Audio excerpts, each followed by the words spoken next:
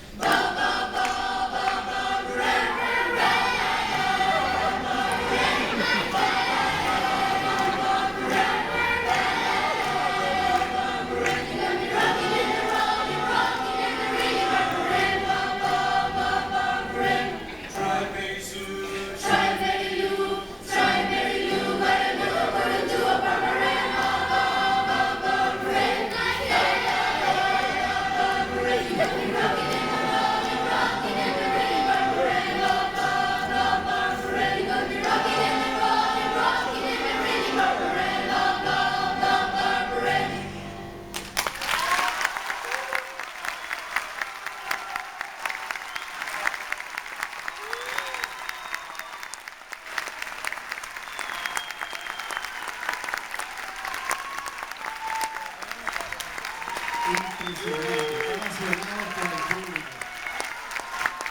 Impresionante. Felicitaciones a los chicos, a los jóvenes, dedicando a nuestra audiencia que está siguiendo la transmisión por la radio.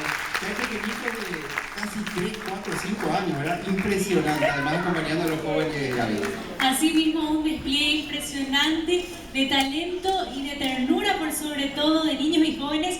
Y vamos a confesar que detrás de telones estábamos bailando. Así es, realmente impresionante estos chicos, felicidades para ellos, para toda su familia, los papás, las mamás, niñitos muy pequeños, sumando su alegría aquí en esta hermosa y mágica noche.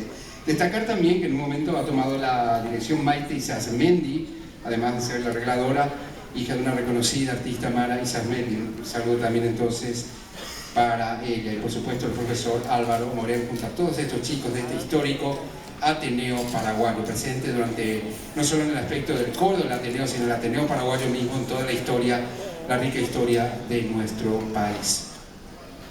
Coro